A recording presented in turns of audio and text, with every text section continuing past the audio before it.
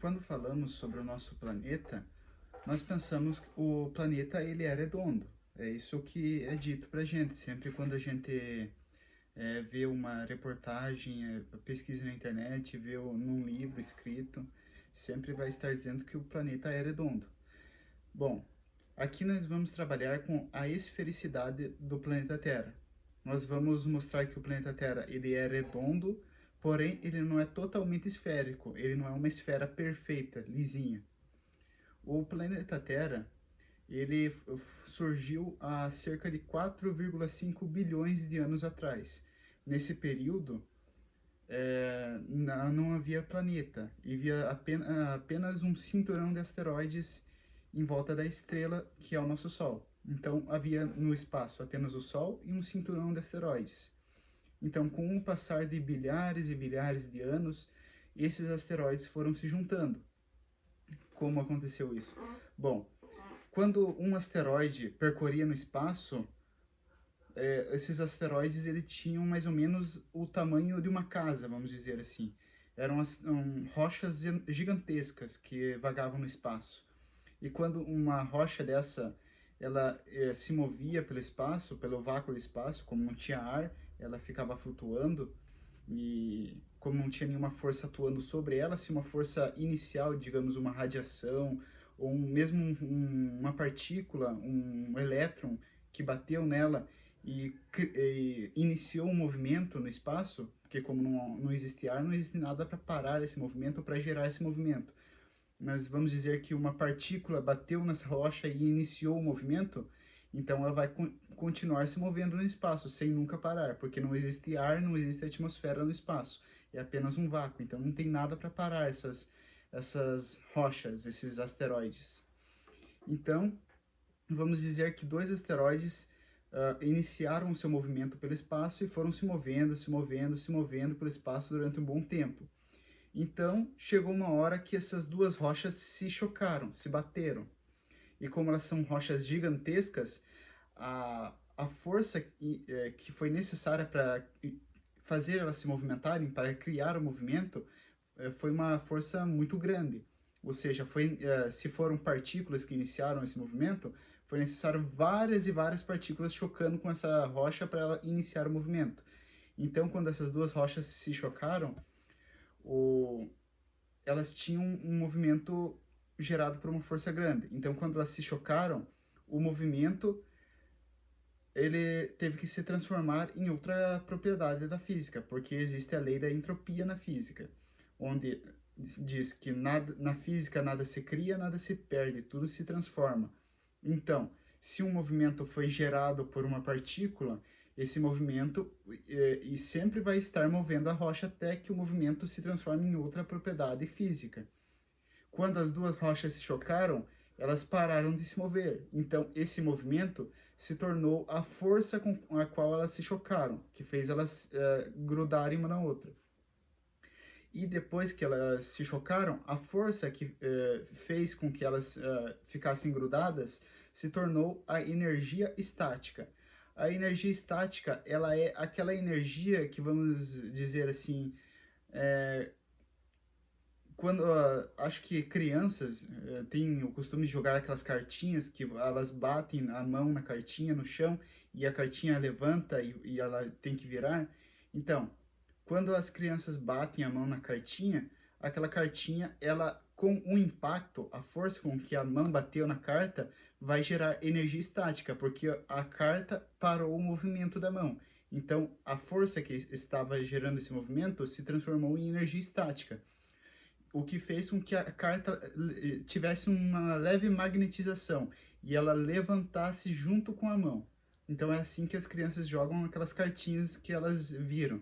Elas batem com a mão e a cartinha, quando elas levantam a mão, a cartinha segue junto com a mão. E daí as crianças viram as cartinhas e tem toda aquela brincadeira. Então, da mesma forma, quando as duas rochas no espaço se chocaram, esse choque das duas fez com que a força se tornasse energia estática. Então, essa energia estática colou as duas rochas.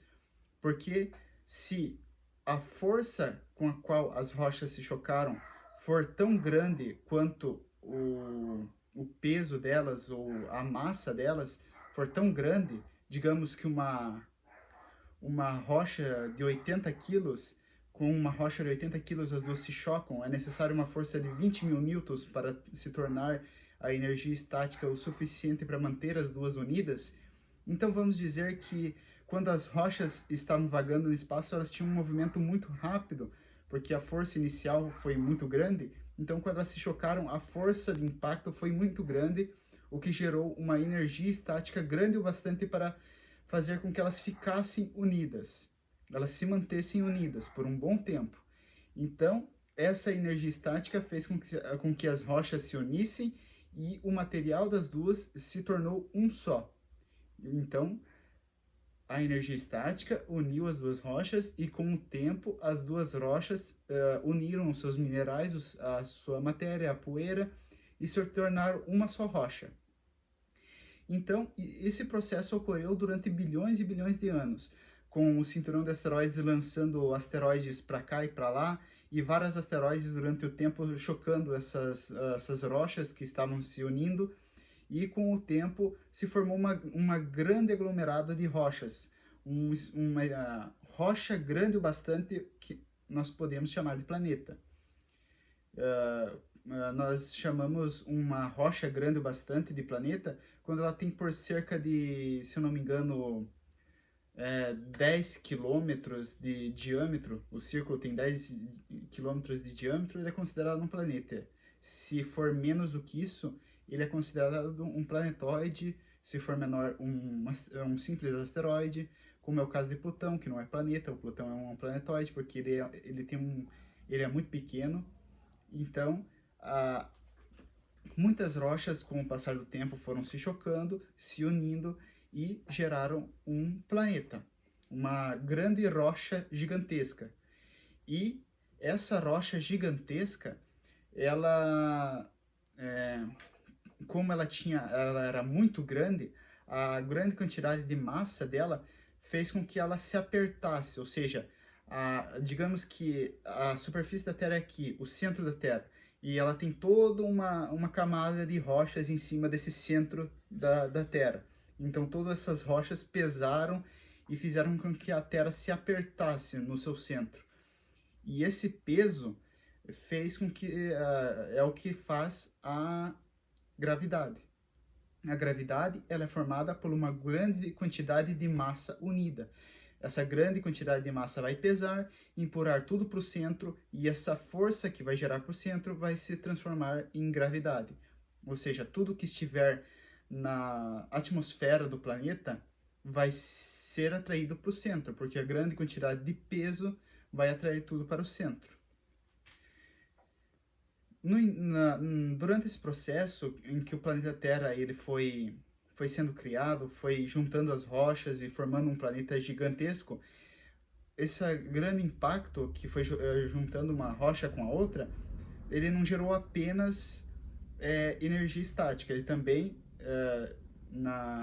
existe a lei da termodinâmica, que diz que quando uma força gera impacto com outra força, essa força se torna em parte trabalho, que no caso é a energia estática, e em parte calor. Sempre vai ter uma parcela da força de impacto que vai se transformar em calor. Essa é uma lei da termodinâmica.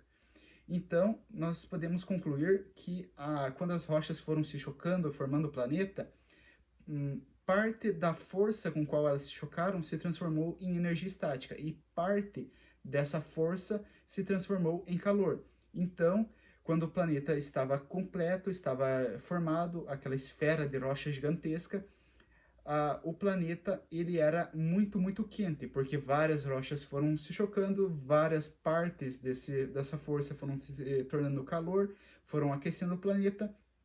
Então, ao final desse processo, a Terra era uma grande esfera, um grande círculo redondo de magma, ou seja, rocha derretida, porque as grandes rochas foram se chocando, gerando calor, derretendo, e o planeta se transformou em um grande círculo de lava, de rocha derretida.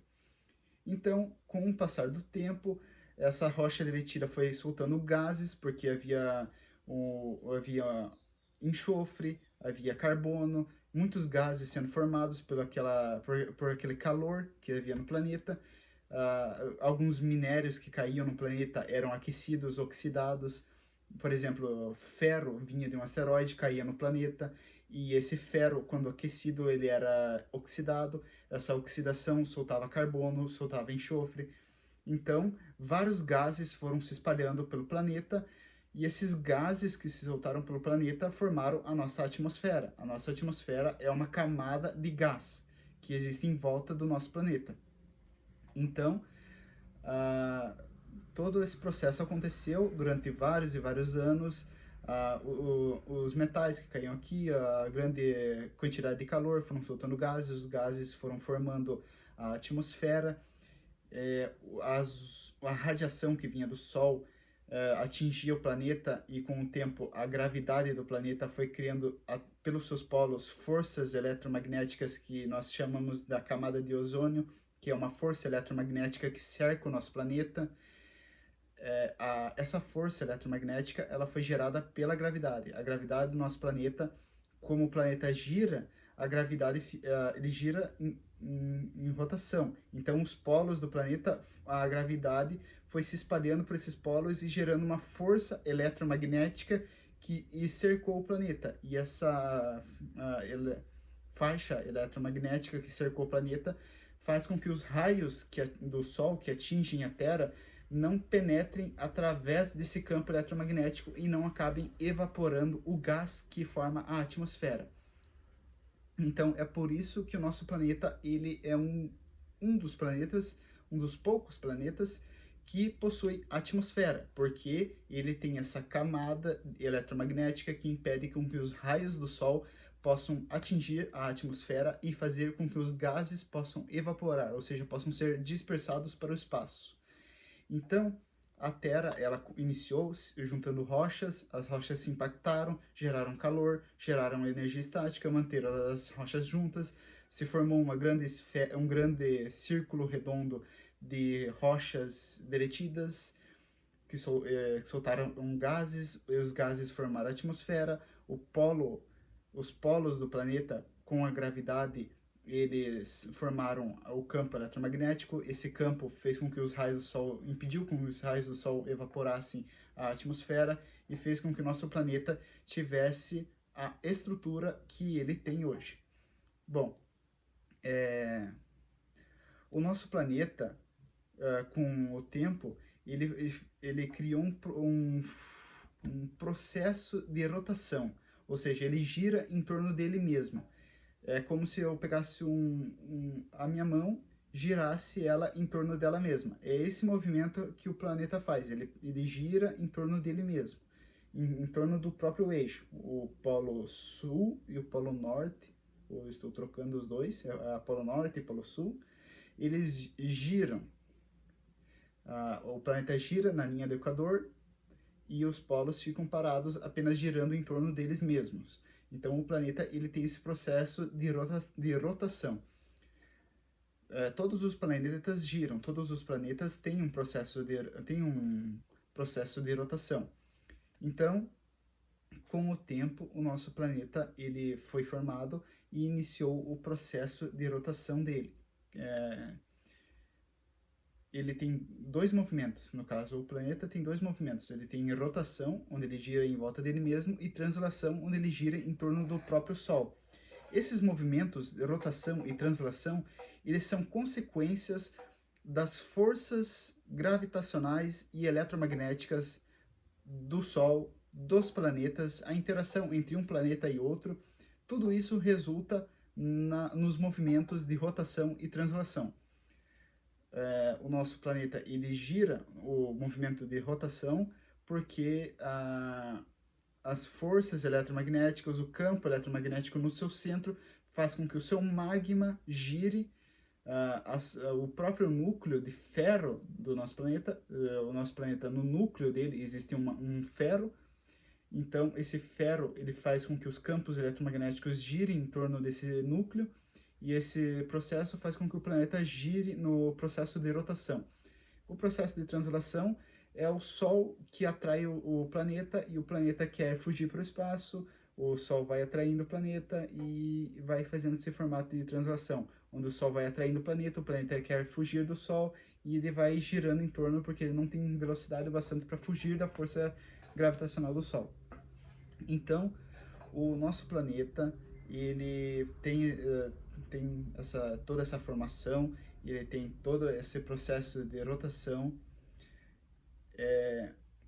Depois que o nosso planeta foi formado, ele iniciou esse processo de rotação dele, porém a rotação do nosso planeta ela tem uma velocidade muito grande, uma velocidade de 27 mil quilômetros por hora. Então, a rotação do nosso planeta acontece a uma velocidade muito grande. Só que, de novo, nosso planeta ele tem 36 mil quilômetros de circunferência, ou seja, de uma ponta do círculo, você dando a volta e chegar de volta nesse ponto, leva 24 horas. Você percorreu 36 mil quilômetros e a 27 mil quilômetros por hora. Então, para você percorrer todo esse percurso a uma velocidade tão alta assim, mesmo a uma velocidade tão alta de 27 mil quilômetros, leva um tempo de 24 horas para você percorrer todo esse percurso.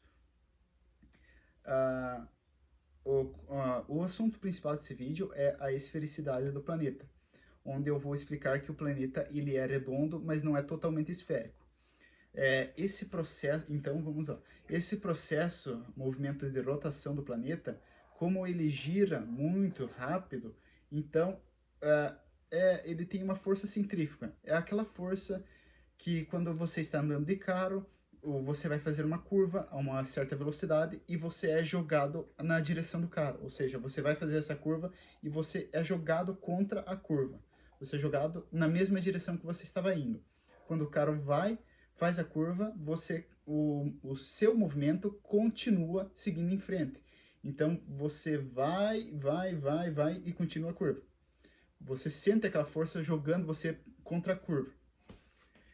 Então, o nosso planeta, e como ele tem esse processo de rotação, ele cria uma força centrífuga, onde a própria matéria, a rocha que forma o planeta, ela vai ser deslocada em direção ao movimento de rotação. Ou seja, enquanto mais o nosso planeta gira, mais a rocha dele é empurrada para fora. Para cá, para lá. Como ele gira, a matéria vai sendo empurrada para fora, o que faz com que os polos se achatem. É a mesma coisa quando você, vamos dizer, aqueles vídeos que tem dos pessoal que faz pizza, eles giram a massa de pizza e a massa com um movimento muito rápido, ela vai se achatando, formando um disco. Bom, o nosso planeta não forma um disco porque a velocidade de rotação não é tão alta para fazer com que a matéria que forma o planeta se torne um disco. Mas ele não é uma esfera perfeita, porque esse movimento de rotação cria uma força centrífuga que faz com que os seus polos se achatem. Então, o nosso planeta, ele é um formato, vamos dizer, mais oval. Se nós olharmos numa distância, digamos, da Lua, nós vamos olhar para o nosso planeta e ver ele redondo, bem redondinho. Mas ele não é totalmente esférico. Ele possui um nível achatado que é muito pequeno, não é perceptível ao olho nu. Um astronauta que está na Lua e olha para a Terra e não vai ver esses polos achatados, porque em relação ao tamanho do planeta, o quanto o planeta achata é quase irrelevante, nós não percebemos isso. Então, o planeta Terra, ele tem esse formato mais achatado nos polos, e ele por causa da força centrífuga, na linha do Equador, ele é mais empurrado para fora, o que faz o formato oval. Esse formato, o formato oval, um círculo redondo achatado, ele é chamado de elipse. Elipse é um círculo achatado. Esse formato é chamado de elipse. Mas quando nós pesquisamos sobre o formato do nosso planeta, nós temos a conclusão que o nosso planeta ele possui um formato chamado geoide. O que é geoide? A palavra geoide, vinda do grego, ela possui o significado, ela significa apenas um formato redondo que possui irregularidades que não o torna totalmente esférico. Essa é a descrição da palavra geoide. Um formato redondo que possui irregularidades e que não o tornam totalmente esférico. Então, por o nosso planeta ser achatado, ser um formato um pouco oval, ele já é considerado geoide, porque ele possui uma irregularidade que não deixa ele ser totalmente esférico. Mas além desse formato achatado, que é a diferença do formato do planeta que nos estudos nós mais percebemos, segundo os nossos cálculos, as nossas contas, é o que nós mais temos um resultado significativo, que mais dá para perceber na ciência. Além desse formato oval, formato de elipse, o nosso planeta ele possui outras irregularidades, que são, por exemplo, ali onde fica o Oceano Índico, ali na Oceania, o nosso planeta, o nível do mar da Oceania, ele é 100 centímetros mais baixo do que os outros mares, do que os outros oceanos, o Oceano Pacífico, Atlântico, e o Oceano Índico, ele é 100 centímetros mais baixo. Por que ele é 100 centímetros mais baixo? A água, por lógica, a água, como ela é um fluido, ela deveria, pela força da gravidade, como a força da gravidade é igual no planeta, ela deveria ficar num nível igual. Ela não deveria ter vários níveis, ela deveria ficar num nível igual. Mas aí que entra uma questão. A força da gravidade no nosso planeta, como ele é um círculo, ela deveria ter a mesma força atraindo as coisas de todos os lados. Cada ponto deveria ter uma força gravitacional igual. Porém, o nosso planeta ele não possui uma força gravitacional igual, de mesma intensidade em todos os pontos do nosso planeta. E não é em todo o círculo a mesma força gravitacional. Por exemplo, nos polos do planeta, como ele é mais achatado, existe menos matéria empurrando contra o centro do planeta. Então, a força gravitacional nos polos do planeta ela vai ser um pouco menor. Da mesma forma, a força gravitacional na linha do Equador, em volta do planeta, na linha do Equador, ela vai ser mais alta, porque ela tem mais matéria sobre o centro do planeta. Existe mais matéria até o centro. Então, a força da gravidade, se nós pesquisarmos, nós vamos chegar ao valor 9,8 metros por segundo. Essa é a força média da gravidade no planeta. Mas a gravidade não é sempre a mesma, né? Na linha do Equador, ela é cerca de 10 metros por segundo, e nos polos ela é cerca de 9,6 ou 9,7 metros por segundo. Ela é um pouco menor nos polos, um pouco maior na linha do Equador, por conta desse formato elíptico. Mas, como o Oceano Índico ele é um pouco menor, um pouco mais baixo, por que ele é um pouco mais baixo? Porque o centro do nosso planeta possui camadas. Ele possui um núcleo de metal muito aquecido, superaquecido, que está derretido. O metal está derretido no núcleo do planeta. É um núcleo feito de metal derretido. Em volta desse planeta existe um círculo de rocha derretida, que é chamado de manto. O manto do planeta nada mais é do que rocha derretida. O manto do planeta é rocha derretida. E a última camada do planeta, que é a superfície sobre a qual nós andamos, é chamada de crosta. É a camada de rocha fria do planeta, que faz com que o planeta seja sólido, seja uma rocha sólida. Então, o núcleo do planeta ele é feito de metal superaquecido, ele possui um círculo em volta que é chamado manto, que é rocha derretida, e a crosta, que é rocha sólida. Ele possui essas três camadas, o nosso planeta. O nosso planeta ele possui algumas irregularidades, por exemplo, o núcleo do nosso planeta, por ser feito de metal superaquecido, o metal, quando ele é aquecido a temperatura muito alta, ele é oxidado, ou seja, ele solta alguns gases, como carbono, enxofre e alguns outros gases. Então, esses gases, eles precisam ser liberados, mas existe todo um manto, toda uma crosta sobre esse núcleo, eles não conseguem ser liberados para a atmosfera.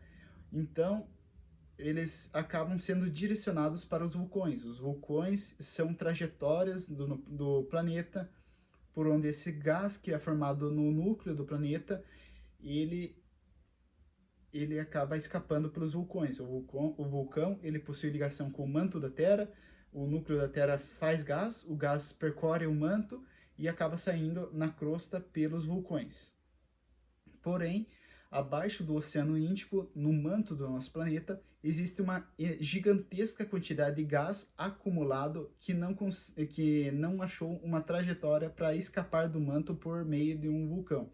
Então, aquele gás ficou acumulado no manto do planeta, o que faz com que o planeta tenha uma menor massa naquele ponto, porque o gás ele é mais leve do que a rocha derretida. Então, como existe um peso menor sobre aquele ponto específico do planeta, então, obviamente, a gravidade vai ser menor naquele ponto do planeta.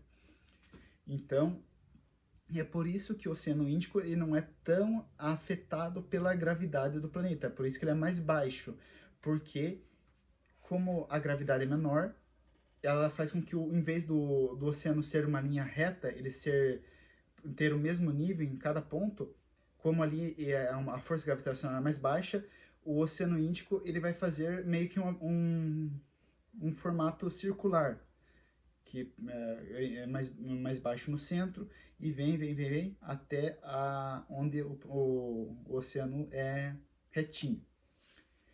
Então, por essa causa, que o planeta ele tem uma quantidade de gás no manto ali abaixo do Oceano Índico, a quantidade de peso sobre o núcleo do planeta naquele ponto é menor, então faz com que a gravidade naquele ponto seja menor e, por consequência disso, o Oceano Índico ele é um pouquinho mais baixo.